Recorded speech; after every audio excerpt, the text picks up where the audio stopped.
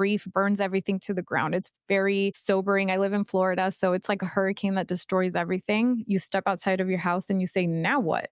Like, where do we go from here? And it changes relationships. You see who shows up, you see who cares, you see how they care. Yes. Now looking back on it, I feel like grief can be an invitation to slow down. But how do we do that in a world that's requiring us to move faster at all times? You just lost your loved one. Now what? Welcome to the Grief and Life podcast, where we explore this new reality through grief-colored lenses.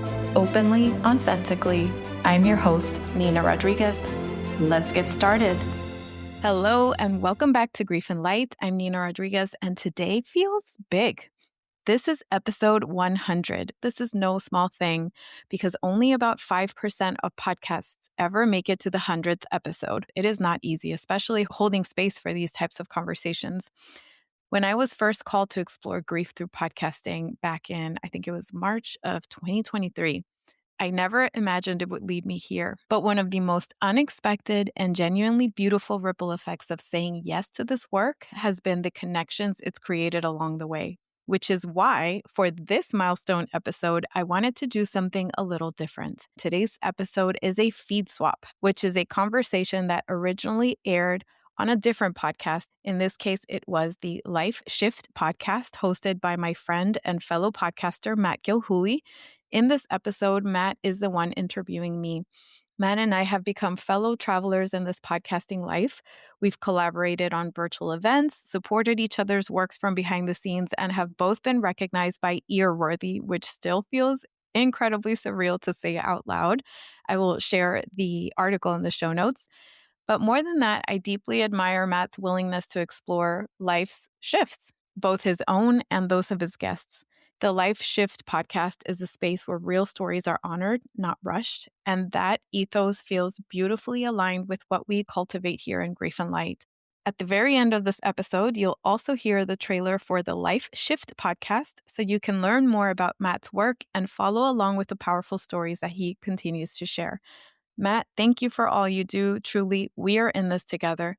And finally, I want to dedicate this 100th episode to my brother, Joseph, and to everyone who has followed that inner calling, the ones that decided to say yes to, let's say, podcasting or whatever creative endeavor you've been called to, as a way of making meaning, as a way of building connection, and staying in conversation with life.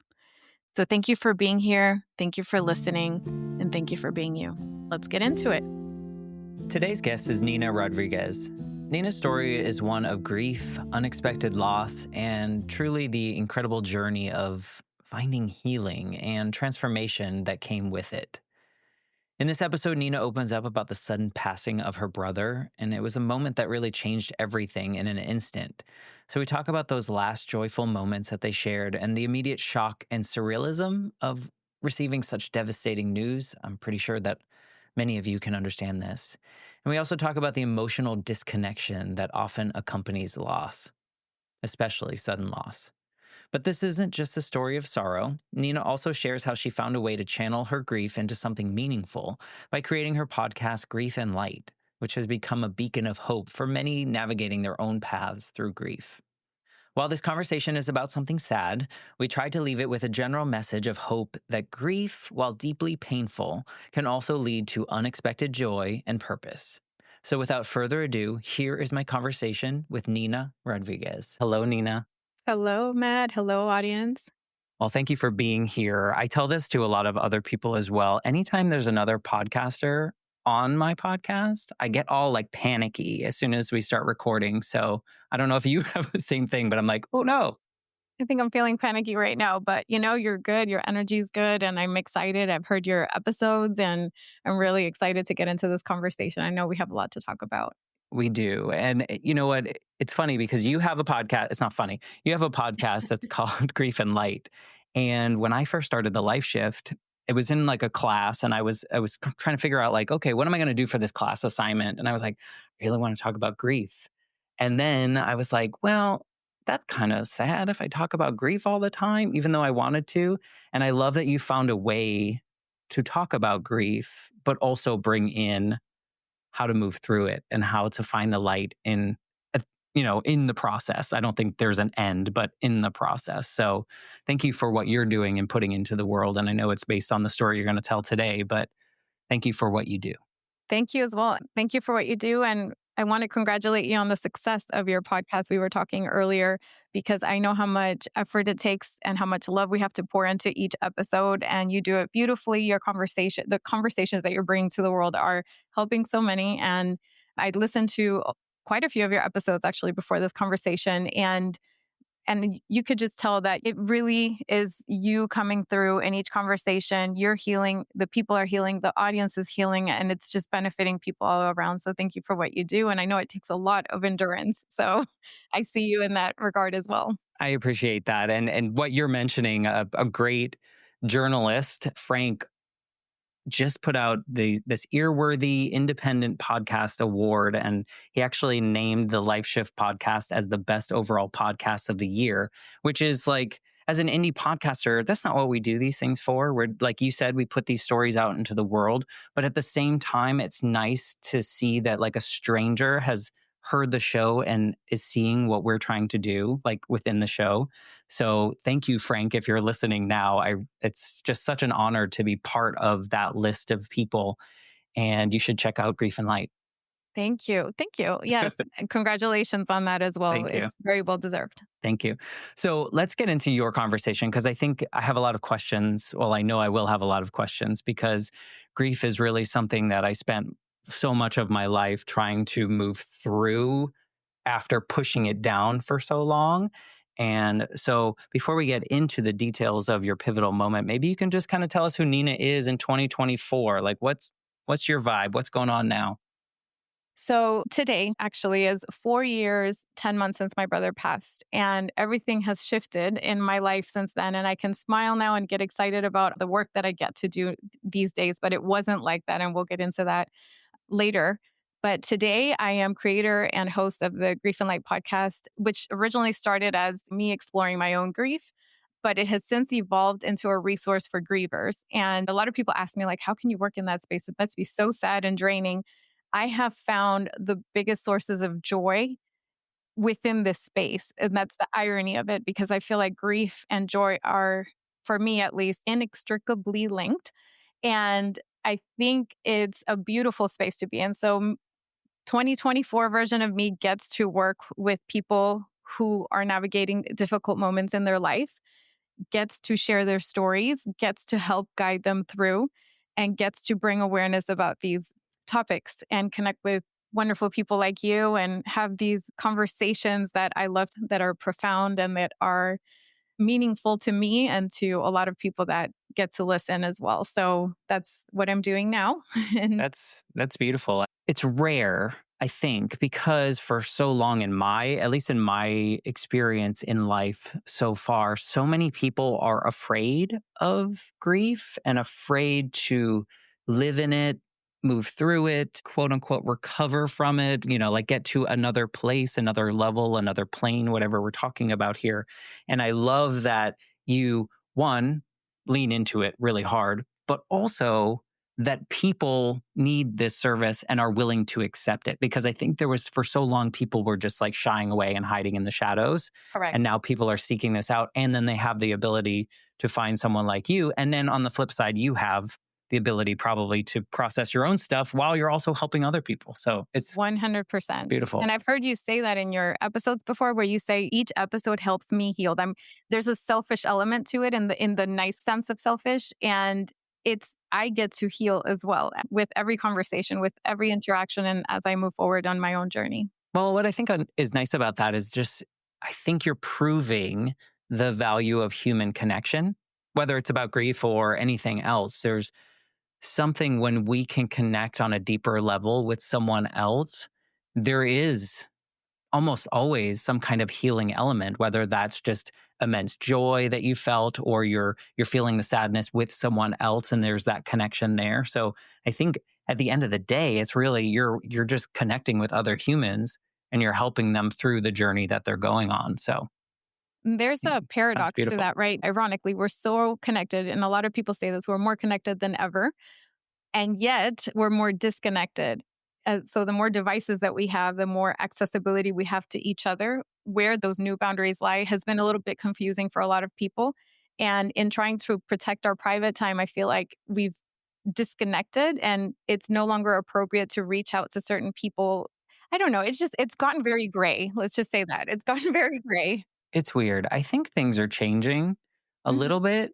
I think for the beginning phases of social media and devices and those kind of things, I think there were a lot more performative than they are now, in a sense of like only the good things are online, only Curated content, right? Yeah. exactly. And I think maybe some It's people, I changing. mean, I do. I just put it all out there because I think it's important for people to see that I don't have good days all the time, and that, when I am sad, it's okay.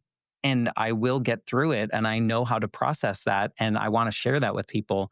And I'm sure you see this too. When you share your story, you hear people say, "Thank you for saying that because I felt alone in that." Or, "Thank you for just acknowledging that. I would never say it out loud, but you made me feel seen." Yes, we're saying the quiet parts out loud that deserve to be voiced and So I listened hope to. I hope we can get rid of the gray and just be just like Yeah. full humans, because I think it's important for us. And what you're doing on your podcast, what I try to do on this podcast, it's all what we're trying to do is just put it out there in the open, because there's a lot more we have in common than we have differences. So And a lot of it is demystifying the different topics and the hard parts of life that we were often taught to bypass. So now there's a shift, pun intended. There's been a shift in how we handle these conversations, and these podcasts have helped demystify the parts that could feel very difficult. And it helps people have the words and relate and open that's up the their hope. own conversations, which I think is beautiful. That's what we're trying. So let's connect with your story. So maybe you can paint the picture of what life was like for you leading up to this moment, and go back as far as you need to kind of paint your picture. Sure. So it was summer of 2019. Let's start there. I was full time in real estate. So I'm a realtor here in Miami. My husband and I were in business together and we were kicking butt, taking names and, growing our business. And I was very much in that what I call the masculine mindset of just hustle and getting the work done and growing. And this is my 5 to 10 year plan. And I have everything figured out, if you will. How South Florida of you. Right. The poster child over here. So we were doing that. And rolls around. September 10th is my brother's birthday. It was a Wednesday, Tuesday, Wednesday, can't even, middle of the week. We had plans for the weekend. We were going to celebrate. And I was getting off of work. I was working late. It was like about 7 o'clock. I call him and I wish him happy birthday. And I feel bad. Something in me feels really bad and just thinks like, gosh, like it's his birthday. I didn't get to see him. It's like a regular day, a very uneventful, boring day for him. It feels kind of bad. So I asked my husband, I said, do you mind if we just drive up there for a second? And up there for a second is an hour and a half drive. So it's not that quickly. And to my surprise, my husband said, yeah, no problem. Let's go. Let's go say hi. So that would mean we would get there almost a little before 9 o'clock, like literally just going over there to give him a hug. But for whatever reason, I just felt that urge to do that. And I didn't question it. Thank goodness. We went over there. I called my mom, called my dad, and said, hey, let's just go get together and like cut him a cake and make it really simple because I know he's not doing anything today. So we did. And we ended up having a randomly nice birthday with him. I remember the Oktoberfest beers were out, like the themed beers, and he was drinking that. And, we're cheering and we're like celebrating his birthday, like nothing out of the ordinary. The only thing that stood out to me looking back on it is that at the time, my mother started telling the story about his birth. That was random because it's not something that we normally talk about. So she's like, oh, and when you were born, this happened and this and that. And I even filmed it. So I have it on camera. Oh, wow. Right. And we're just talking about it like normal. Then we say goodbye. I drive an hour and a half back home, and that was that. So I felt good about that because I said, well, that was nice, like nothing special, but it was actually really nice. The next day, ordinary day once again, he was supposed to go to my grandmother's house to meet my uncle because my uncle was going out of town and my brother was going to take care of the dog for the weekend. The dog is like a 17-year-old Dachshund, like elderly dog and needed a lot of help. And my brother was very good with dogs. So I FaceTime my brother. This was around 6 o'clock. in the afternoon. I FaceTime my brother. He was outside walking towards my grandmother's house. And I remember the sunset, that golden hour glow on his face. And I kid you not, it's things make sense looking back on what happened in retrospect. But at the time, I remember thinking, he looks so angelic. And that is literally the word that went through my mind because I don't say that word often. That's not a word I use commonly. But his face looks so like bright and angelic. That's the word I could describe. So I said, hey, just let me know when you get home. Make sure, you get the dog. Great. 2 hours later, I'm home with my husband. We're talking about our day. How was your day? How was your day? Kind of thing. And my husband says, there's this guy at work that asks me, how are you doing today every day? And it's annoying because I just saw you yesterday. Like, I'm fine, dude. Like, hi. Right. And I said, well, don't be so harsh. Like, I guarantee you, if you speak with this person, if you sit down with this person, it sounds like this is the type of person that doesn't take a day for granted because they've probably been through something traumatic or something life altering where they don't assume tomorrow and today are going to be the same. I kid you not, right as we're having that conversation, my phone rings and I pick up, my dad says, are you sitting down? And for context, my dad is a bit of an intense person. Hi, Dad. Sorry. He's a bit of an intense person. And I told him, you really stress me out whenever you call me because it sounds like something's wrong. Like, could you let's have a code word or a phrase that if something actually is wrong, you're going to say those words. And so we agreed upon, are you sitting down? However, in that moment, I was wrapped up in the other conversation. When he said that, I was like, no, why? And it didn't click. And then he said what he said. I still can't say the words because it's just too much. But he said the words that obviously changed everything. That was about 2 hours after I had spoken with my brother. So I was like, what do you mean? I literally just saw him on FaceTime. Everything changed. And for context, he said that your brother had passed. Correct. Sorry. Yes. Thank you for saying it. I can't say it. Well, yeah, it's hard, and I get that. It's life is so weird. I think you know what I mean by that. It's like everything feels like normal. You're going through your normal stuff, and like words that you've heard in different order before in your life are put together in this one sentence from a loved one. And you look at things change, everything around you feels different. And I can imagine, I mean, is that how did you understand it, or was it like a shock moment for you, I guess is a bigger question. Extreme shock moment. So thank you for that question. So I always say that something in me disconnected in that immediate moment. It was like you took a plug out of a wall, like you yanked it out of a wall, and something in me was just yanked. That's that second that I heard those words. I heard the words. I didn't understand them. Got it. And I told my dad, I even said something rude to him because I was so mad that he would say something like that. And I don't speak to my father normally like that. But in that moment, I did because it was kind of like, how dare you say something so awful? What's wrong with you? And I was yelling at him, like, that's not funny. How dare you? And then he said, no, this happened. Come home. I need your help. My mom and my brother were extremely close. They have a bond. I'm close to my mom, but I would say they were closer. So my first question when I realized that he was not kidding is, where's mom? Where is mom? And he said, she ran out of the house. I need you to get here as soon as possible. And then I realized, this is real. What? And everything changed after that. So when you think about that moment, and you don't have to answer this, is that something that had ever crossed your mind in your journey, in your family's journey? And the reason I ask that is, like sometimes people have these you kind of said these premonitions of like the angelic thing, but were those planted intentionally, do you think? Or was this like just so out of the blue you can't imagine? So looking back on it, reflecting on it, I think so. I think they were planted intentionally. But as everything was unfolding, I had no clue. And for context, my brother struggled with addiction throughout his life. What's different and strange about this time, a lot of people ask me like, well, didn't you see it coming? No, no, you always think that happens to other people. Of Like that course. doesn't Yeah. happen to us, that happens to other people.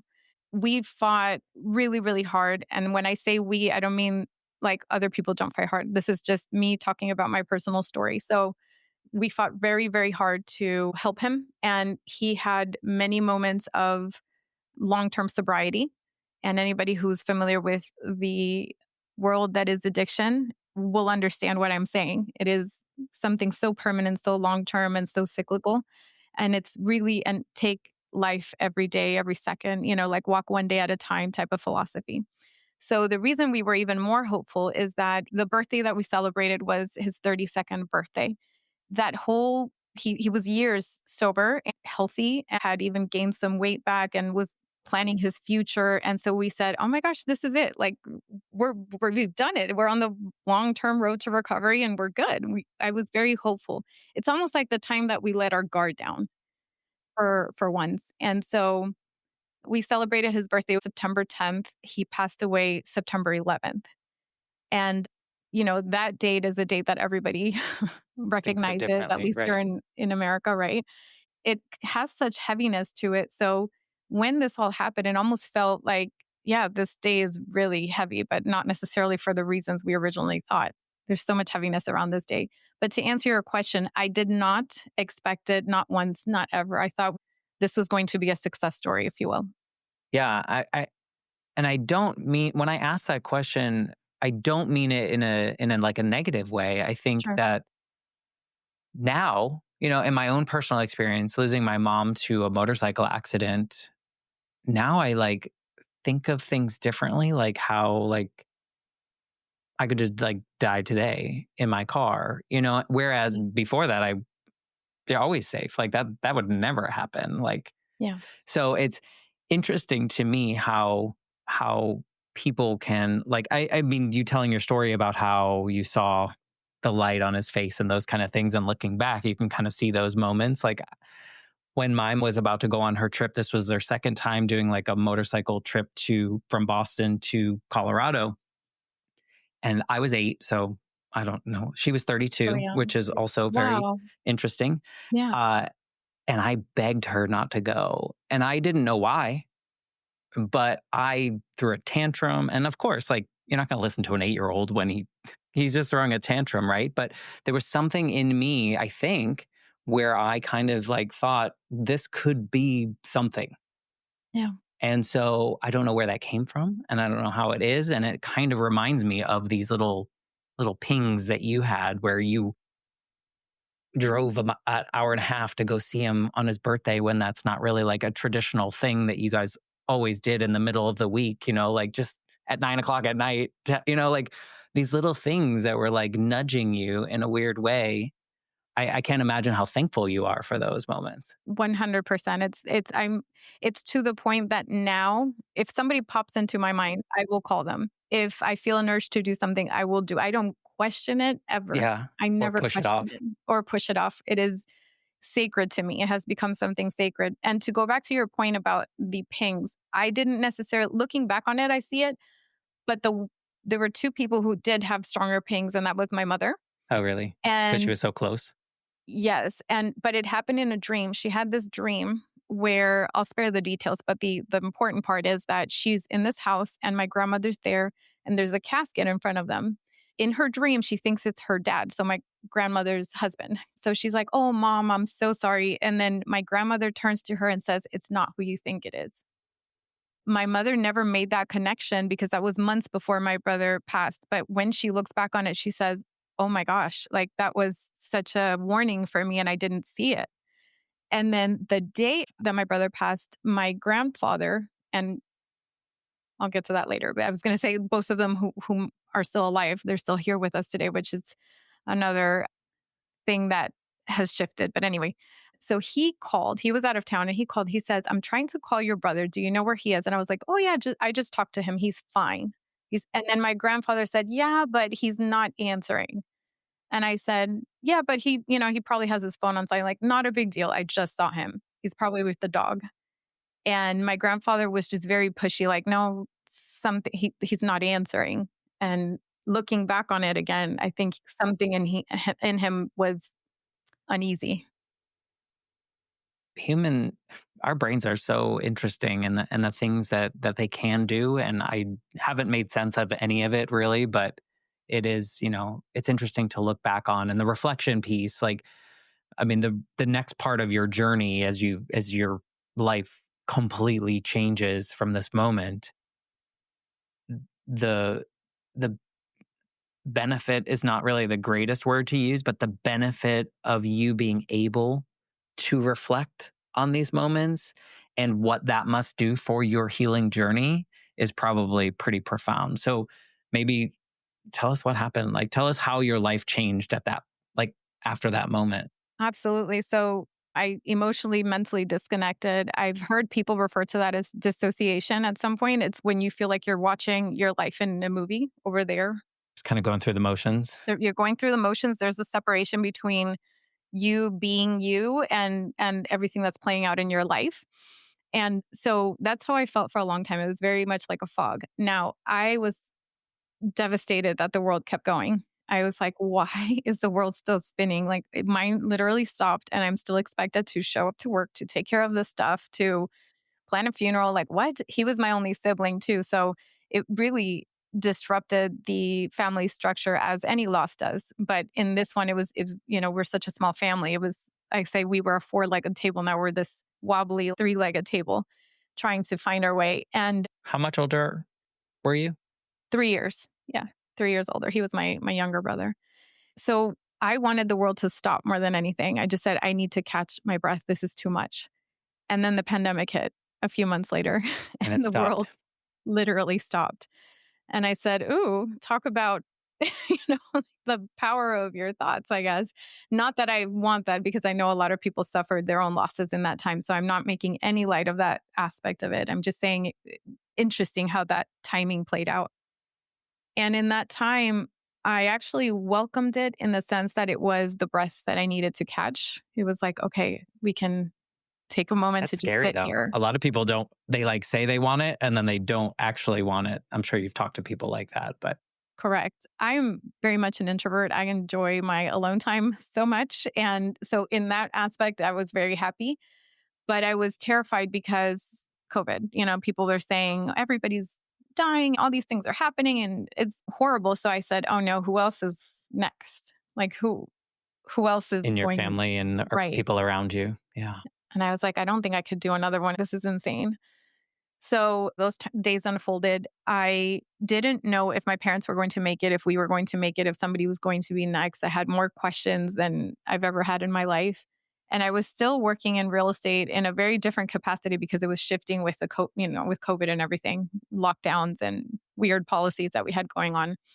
So as that was playing out, I grew less and less tolerant of everyday things like people complaining about colors and wall colors and carpets and doorknobs and all these things that seem so irrelevant and immaterial and just pointless, to be honest. I found it extremely difficult to sustain conversations with people and sort of try to solve what they deemed to be problems. And here I am barely surviving over here.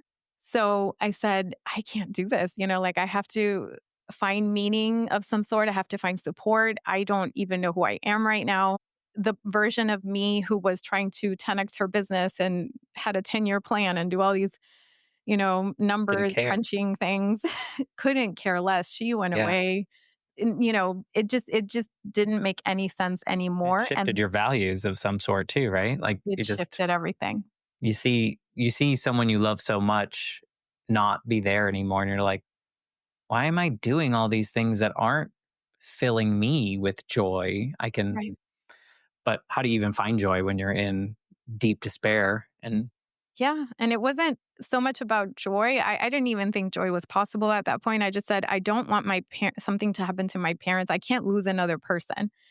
And feeling all the feelings that come with grief. At one point, I felt something was physically wrong with me. One day I was walking in my grandmother's house. And I say that because one, that's where my brother passed away. He passed away in my grandmother's house. And over the holidays, for example, all my family was there. And it sounds strange because if you would have asked me prior to this, would we have all gathered in that space where he passed? I would have said, absolutely not. Yet here we were, and we didn't want to be anywhere else. We wanted to be in that space where he spent his last moments. So there's a lot of this journey that you would think you would react a certain way. And yet when it actually happens, you react a totally different way. There was a lot of that going on. And, navigating forward, your value system changes. I always say that grief burns everything to the ground. It's very sobering. I live in Florida, so it's like a hurricane that destroys everything. You step outside of your house and you say, now what? Where do we go from here? And it changes relationships. It changes the people, not with just like loved one, like married relationships. I'm just saying in general, like friendships. And you see who shows up, you see who cares, you see how they care. And then you kind of redetermine. I think too, the parallel is really interesting. I've never really talked to someone I think that lost someone right before the pandemic. And then like you were really forced to sit with all of that. And do you look back on that and be thankful for that Very, quiet time, if you yes, will? yes, very thankful because it shifted the pace. Looking back on it, I feel grief can be an invitation to slow down. But how do we do that in a world that's requiring us to move faster at all times, right? So be more efficient, do it quicker, move faster. So it was a beautiful pause. And I say it through looking back on my experience. I'm not saying COVID with, the pandemic was beautiful. I'm just saying, Understood. Yeah. right? So For you for me personally. Yes. personally, it was a beautiful experience in that I got to slow down and I got to think about other things that were not work. And I got to think about how do I support myself? Because it's not that my parents couldn't support me. It's just that they're grieving the loss of their only son. And I don't want to add anything to that. So I got to looking like, what is grief? Can you die from grief? Because I was walking and I didn't finish the story earlier, but I was walking in the house and I felt like I was having a heart attack. And I kind of panicked. I held onto the side of the wall. I started to calm down. So I was like, okay, I'm okay. But it got me thinking, can you die from grief? Can grief kill you? It's really the question that I had. So I started searching and I found Takotsubo cardiomyopathy, which is broken heart syndrome. And I don't know if you've heard of it. I'm sure you have, but I wouldn't be able to say it as well as you did. and it's, in essence, a Takotsubo, it's a Japanese octopus trap. It's in this rounded shape with an open valve, and it's the shape that, and side note, I'm not a doctor, so I'm doing my best to describe this in non-medical terms, but your heart essentially in grief it's not something that happens to everybody, but in rare and extreme cases, it can kind of reshape itself and it doesn't function as properly. And so it could cause some harm. I don't know that you can necessarily, it's not necessarily lethal or deadly or anything like that, but I know it could cause heart issues for people and health problems. So I said, okay, well, I don't want anything to happen to me. I don't want my parents to go through anything like this again. So then I started finding ways of coping with grief. Like, okay, so what do I do now? What exercises can I do? When does this go away? How long does this thing last? What is it? And how do other people deal with it? And that's where my curiosity started. I don't think a lot of people do that. And I guess before you go into that, I was wondering, do you think if the pandemic didn't happen, do you think you would have like snapped back and like pushed the grief aside and just kind of gone head first back into like the hustle bustle of South Florida? Or do you think that you would have found your way here knowing you and who you are? I think it would have been a little bit of both. I think I would have initially went into it, which I did. I did go back to work and I started being very snappy with people and I realized, whoa, that's not nice. Like that's not kind. You probably should take a break and a breather. So I think it forces you to stop at some point. It forces you to stop some things. Not everybody has the ability to literally pause their entire life, but it forces you to show up differently. It changes how you show up in the world. It rearranges that. Was this your first time experiencing death close to you? No, I had an uncle pass away when we were kids unexpectedly as well, but it's different because we just didn't, it's different. Yeah. Do you think it's different because of your age, or do you think it's different because of the relationship, or both? Or Probably both. And the fact that my brother and I were very, very close and shared so much. He was so much of my peace. With him went the library of knowledge that him and I share together, and all the memories and who I am in relation to him and the role that I get to be as his sister. So, for example, when I went back to work, a colleague said, "Well, now that you're an only child, blah, blah, blah, blah." And it was like in the movie, it's like when the audio fades Yeah. and everything slows down. And I said, "What did you just say?"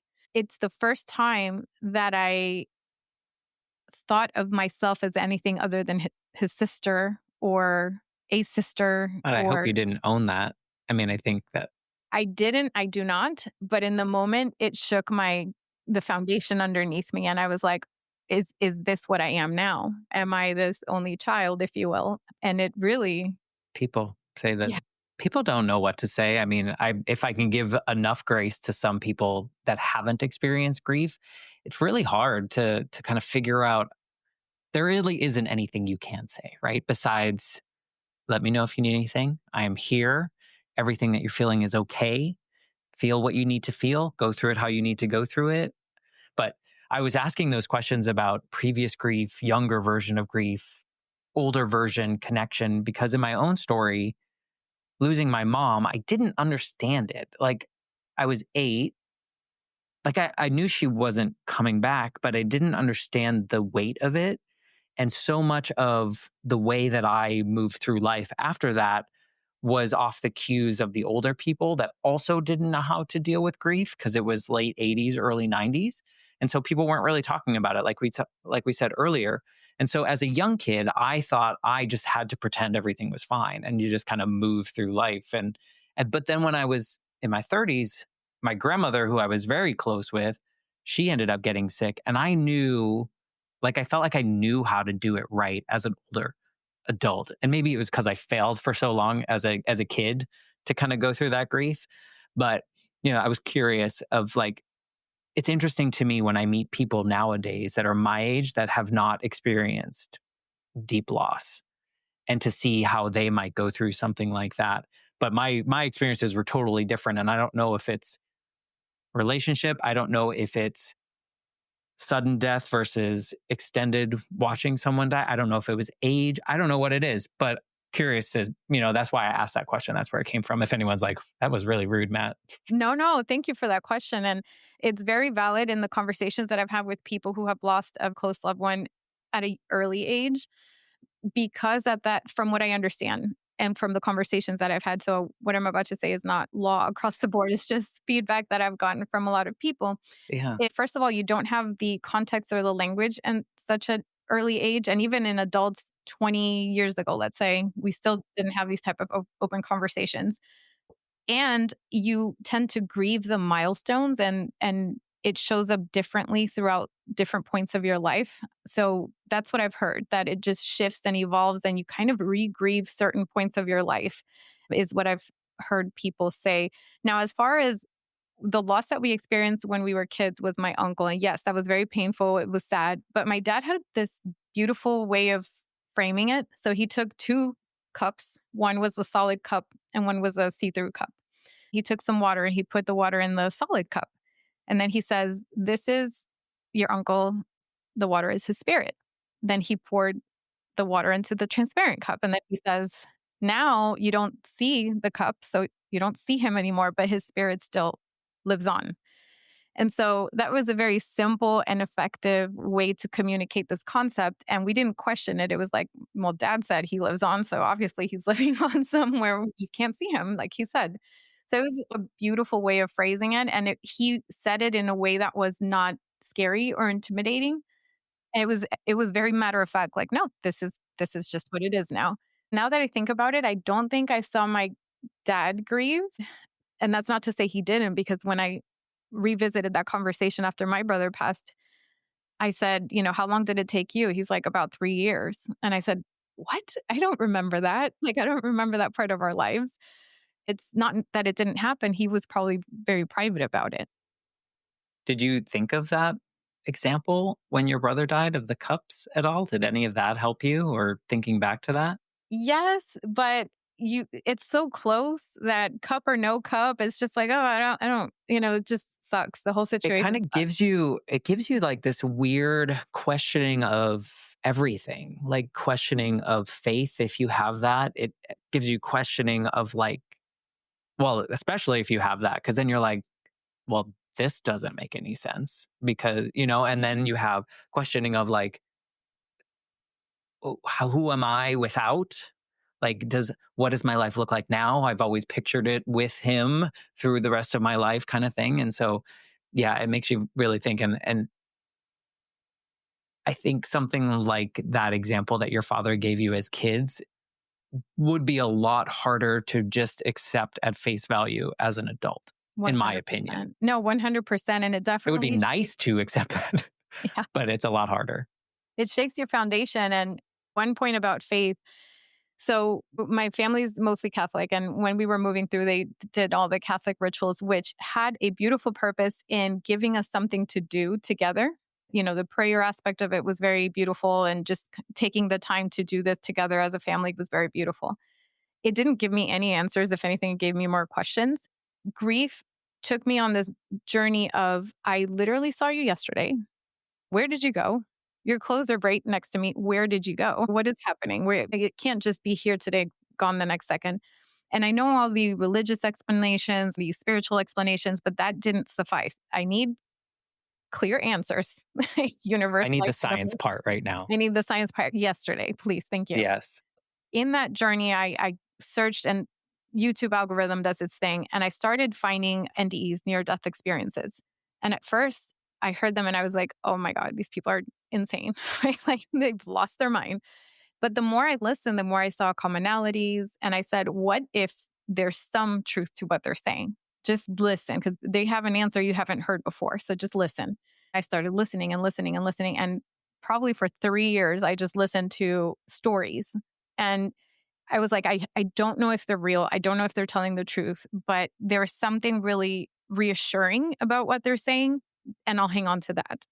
I'll let that soothe my soul. If nothing more, it's story time. You just sit back and listen to these stories. Yet that opened me up to being open to other people's beliefs, being open to other people's processing of grief, being open to the possibility of maybe they are telling the truth, and not labeling things and not shoulding on myself. Like I shouldn't believe in this or I shouldn't be doing. No, it was just tell me more. Were you always inquisitive in that way and always a researcher and always like Yeah, looking for more information? always. Yeah. Because I think that might have helped in your grief journey because I venture to say, and maybe you know better because you talk to a lot of people that are actively going through the process of grief. I don't know of a lot of people that like sought out, how do I grieve and like find ways to do it. And I don't know that there is a way necessarily. We all have to find our own path, but there are some best practices, if we want to call them that, that we can move through. But I bet the fact that you were always inquisitive and open to seeing what other people do or have done probably helped you a lot. Do you think it did? 100%. I always say lead with curiosity. So even today, somebody messaged me and asked, is it possible to feel joy after loss? That was her question. And she says, I am trying and I cannot figure it out. How did you do it?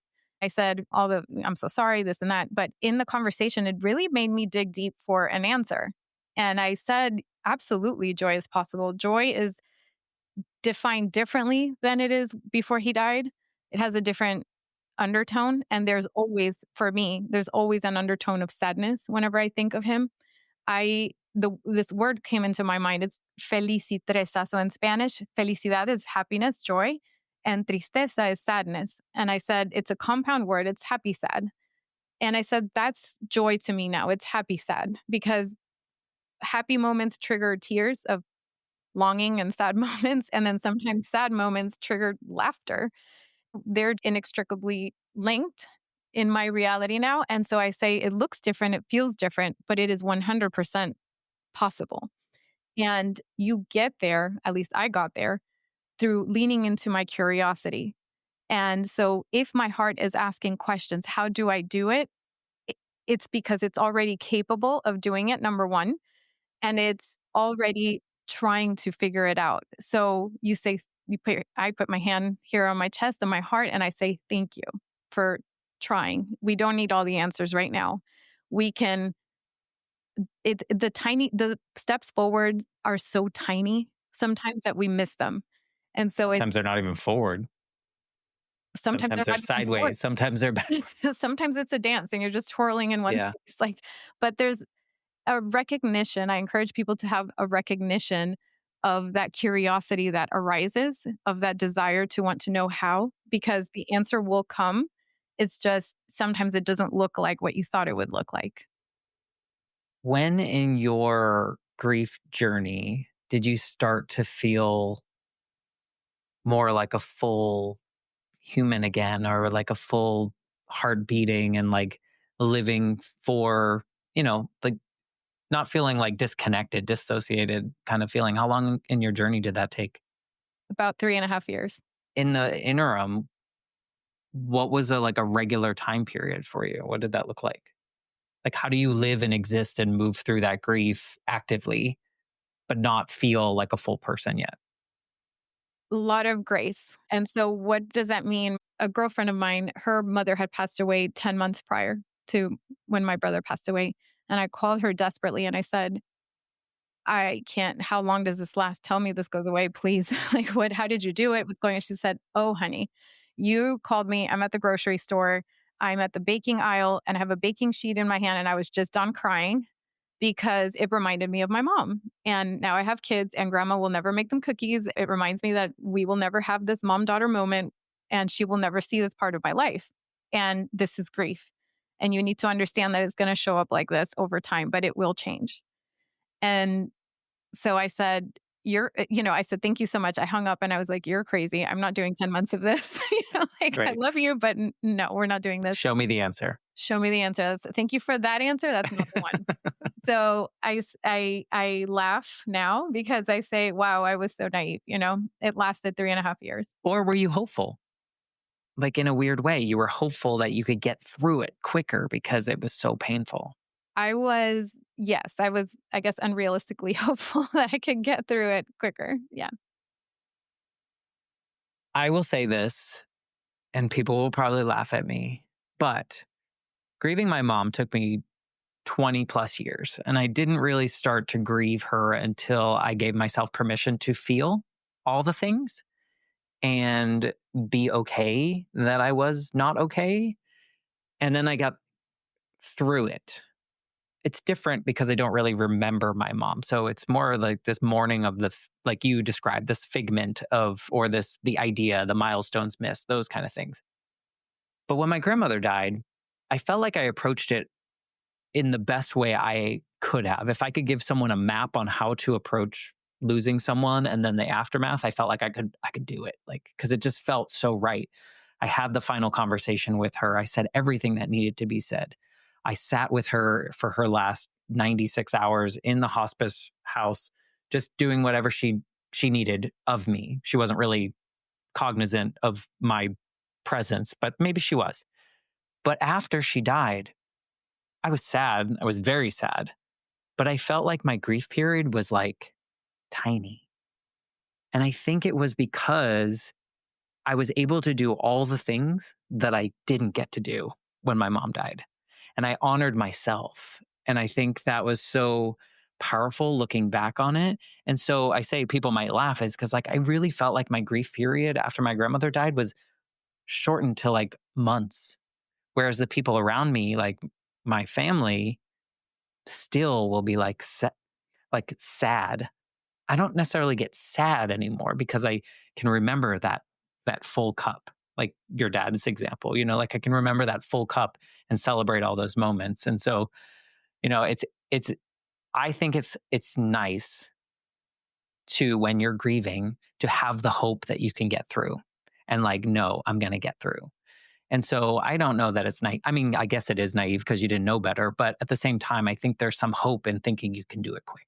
Yes. And what a blessing that you had that opportunity. That's wonderful. I'm so thankful. Yes. And I agree. Part of the conversations and the intention with my podcast is that I want to give people hope. That is part of the purpose. When I speak this way, I was tuning into the version of me that was going through that years ago, almost 5 years ago. And that version of me had no idea. And she Oh, was, yeah. there were so many things she didn't see coming. If I were to phrase it differently, what would you do? That's a whole different conversation with the tools that I have now. There's still an element, I want to say there is an element of sudden loss versus expected loss. For the longest time, I wondered, would it have been better if I had gotten to say goodbye? It's one of those, like, the worst goodbye is the one you didn't get to say. The answer to that is it doesn't matter because Really doesn't. at the end of the day, the amount of people that actually get that beautiful goodbye that you just described it's so rare. It's so few. It's rarely the way we think it's going to go. And when I look back on, the time, the last year with my brother, there was this memory that I have, us listening to music. We were listening to the Cranberries, which, Okay. 90s. 90s. Yep. But we were listening, and all of a sudden he's like, "Oh, you remember this other song and this other song?" And I remember I had to go. We had to leave. And I told my husband, "Can you wait like a few more minutes?" He's like, yeah, take your time. My brother was just on this roll of like, "You remember this song and this song and this song?" And we ended up spending 4 hours Oh, wow. talking about songs, and each song had a memory tied to it of our lives together. At that time, I was like, "Oh, that was nice." Looking back on it, that was my goodbye. I just didn't Mm, know that at the time. yeah. But with sudden loss, a lot of times the shock factor extends and prolongs for many people. This is not for everybody, but for many people, it extends and prolongs the grief process and the acceptance process. Because of that, there's a little bit of a lag time to get to a place of, whew, I got this. We can move forward in life. Somebody said sudden loss or expected loss, it doesn't matter. They all lead to the same ocean of grief. It's just how you get there. Now, when you have tools, and this is why we work with people and we have these conversations, when you have tools, nothing really prepares you for the moment or the call, but you can be empowered to have some information where you're not just grasping at thin air and you're not feeling that sense of hopelessness and feeling so lost. There's some sort of guidance, there's some sort of path forward. And I think that's where all of these conversations and the one-on-one sessions help. Yeah, no, I mean, you're using your journey as a tool belt, I guess, to help other people and kind of help them figure out what their tool belt looks like and which ones they want to bring with them. I think it's admirable. I don't know that I could. I mean, like you said, like you started this out, like people ask you, like, "Oh, that's so heavy," but like there's the hope element that comes to it. Like if I can help you find the tools that work for you, there's hope. Like you can get through this. And also But in your own podcast, like how many, if you think back on all the interviews, how many of them have elements of grief to them, to the oh pivot? yeah, yeah. If I we, mean, those are the ones I connect with the most. So those are the ones I remember the most. But some people have some really light inside moments. which is beautiful too. I know. I don't understand it. No, it's good for them. We're all on our own journey and we're all in our own life path and everything. But it was at the 3.5 year mark where I started to pivot. So the big life pivot, the big shock was when my brother passed. But at the 3.5 year mark was when I intentionally said, okay, like I want to shed what no longer serves me and I want to walk in an aligned path. And that's when the podcast was. What triggered that? Was it just the idea of the podcast or? No. So for siblings, especially adult siblings, there's very little support. There's very little information available. The guest said to me, there's less literature on sibling loss than there is on pet loss. So there's a lack of information and resources, particularly for adult siblings and younger siblings. I don't want to, the kids are, are very important, but usually the emphasis tends to be on loss for younger kids. So when I was looking for information, we did not find any. And I said, how is this not being talked about? This is so important. Siblings are called the forgotten mourners because it's always, how's your parent? I can count on one hand, and my husband can testify to this. I can count on one hand the amount of people that in 5 years have asked how I am doing. Nobody ever asks, how are you doing? Well, even you asked how your mom was doing. That was my big concern, and my dad as well. So there needs to be room for us at the table here as well. And we need to have these conversations. I felt increasingly disconnected from the real estate world. My head was not in there. And I said, I'm no good to them. I'm no good to me. So something's got to give. And I started working with a career coach who I thought was going to help me revamp my resume. And she ended up revamping my life and my soul and my spirit. And she's wonderful. Got more than you paid for. Way more than all my money's worth and then some. She helped me align with the work of grief. I didn't even know this was a thing. I didn't know I could be in this space. I didn't know It this was wasn't a a thing thing. for a long time. I don't even think it is a thing still. It's like It is a becoming thing. a thing. And I met this beautiful network of people in the grief space doing similar work, creating spaces for conversations, demystifying the whole spectrum of what is grief and how do we move through it, and giving people the tools and words and spaces to exist. That's why I say now it's such a beautiful, hopeful, and energizing space to be in, despite the fact that there's so much pain, because grief wants to be witnessed. It wants to be expressed. It is something that evolves as we evolve, in that it could be such an alchemizing process if you allow it to be. Now, the caveat, because it's such a nuanced thing, you don't have to make meaning if you don't want to. You don't have to have this grandiose outcome if you don't want to. The example I use is my mother. I have invited her to the podcast a bunch of times, and she says, I don't want to talk about it publicly. I don't want to make meaning out of my son's death. And I don't feel like starting a foundation and creating all the stuff, at least not today. And I say, and that's perfectly okay. That is so valid too. So a lot of people impose on her, like, you should do this and you should do that and you should start a scholarship. And she says, I don't want to. I just want to grieve my son. It's entirely personal. But if you do want to go in that direction, there is a space and a community ready to talk about it and be with it. I think that's important for people to have that awareness. I think it's also really powerful that your mom feels strong enough to tell people no, and like that's just not, because I bet the people that are saying that are just uncomfortable and they don't really know what to say. And so they're just like suggesting like whatever they saw on TV or, like whatever they see other people do. So like good on your mom for just like standing in it and saying, no, I'm good. Yeah. I'm gonna do it the way I need to do it. Exactly. Because she does do it. She spends time with him and his memory, and she does her craft, and that's her time with him, but that's her process. I wish people would honor everybody's process a little bit more, a lot more. Yeah. Well, I think that you're just opening that door for people to see, because I think the more, it's like anything else, the more we put it out in the light, people are going to see it, then they can think about it, then they can explore it, like you did with the near-death experience things. You like, maybe that was the first time you had seen it, and then you watched a bunch of videos, and then at first you were like, this is a little wacky, but now everyone's saying the same thing, and so the more you got exposure to it, you're like, cool, if that's working for them and that's how they want to express that or think about that experience, who am I? Exactly. Like I could do it however I want. And I think grief is super important, and I think it's talked about more, but it's not talked about enough. Guess what? We're all going to experience it at some point in our lives, because we don't all live forever. Exactly. And I don't really want to. It's so one thing we have in common. Yes, it's such a universal experience. And that's part of why it puzzled me that it wasn't more talked about.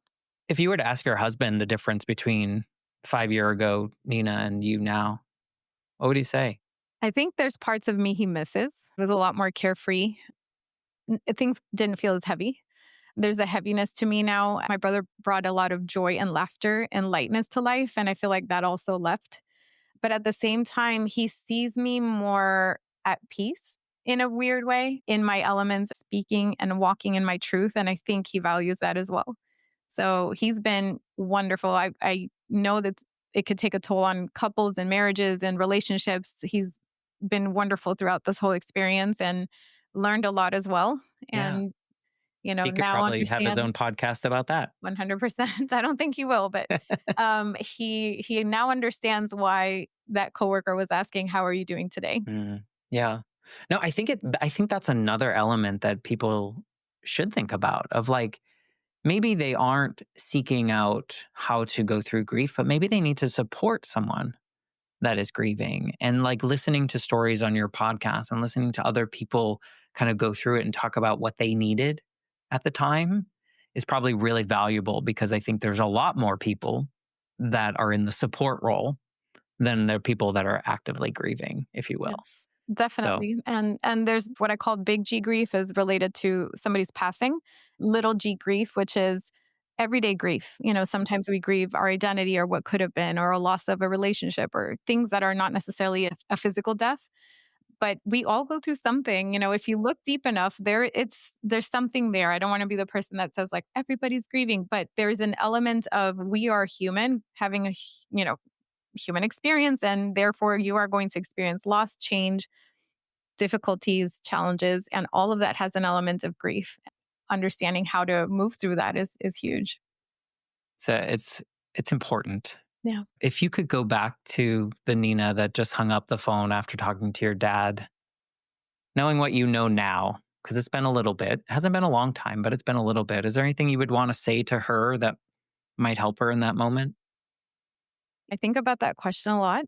And I think whatever I would have said, I don't think that version of me would have believed. I would have been there. I would have hugged her and held her and said, maybe nothing, just been with her. They say the best therapist is a four-legged pet, like cats and dogs. And that's no diss to therapists because you're essential in this work. And I actually learned that from a therapist. But the reason for that is that they are mere presence. Pets are presence fully in the moment. They're not necessarily, to our knowledge, thinking about the past or the present. They are here and they are in tune with our emotions and our beingness. And that is more than anything, oftentimes what grievers need is just that I'm here sitting in this with you. I'm not trying to fix you. I'm not trying to change the unchangeable, fix the unfixable. I am here with you. And I think ultimately, more than saying anything to her, I would have just held her. Well, I will say that a great percentage of the people that I've talked to on this podcast, when I asked that question, said, there's nothing I could have said. I would just give them a hug. And it's true. And we said this earlier, there's really not anything you can say to someone that is in that space at that moment beyond, I'm here. And that hug is, I'm here. We don't have to say anything. We can look at each other. We don't have to look at each other. I'm just here.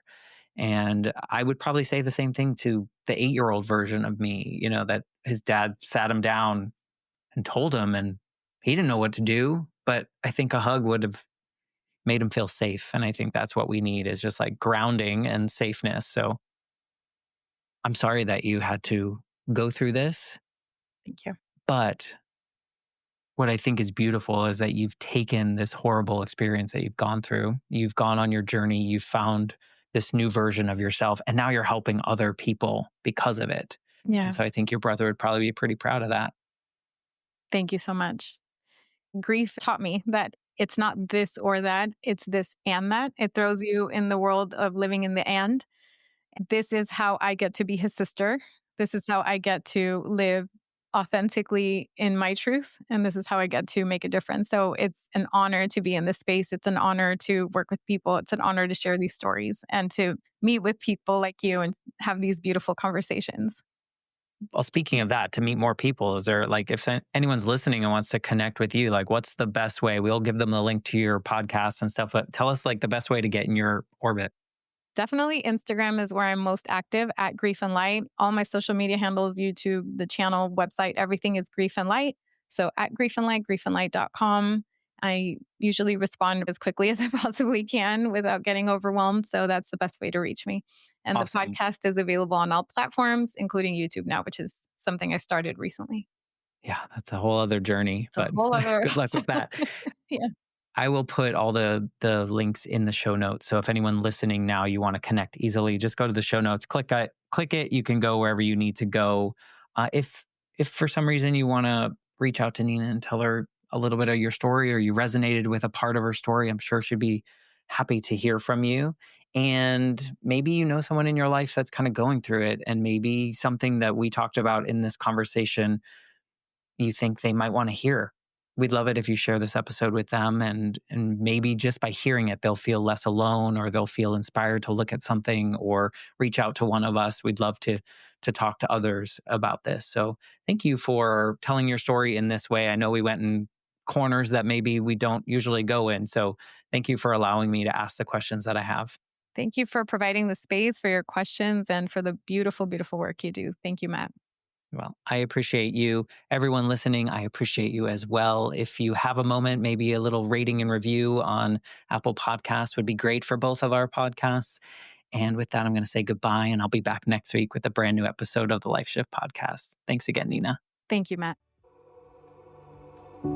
Hi, I'm Matt Gilhooly, and I host The Life Shift, a podcast about the moments that change everything. When I was 8, my life flipped upside down, and for a long time, I didn't know how I would process it, and that's why I created this show. Each week, I talk with someone about life-altering moments, loss, trauma, identity shifts, and how they move through without pretending there's a clean finish line. If you've ever felt like your story doesn't fit the script, I hope you'll listen. Just search The Life Shift wherever you get your podcasts.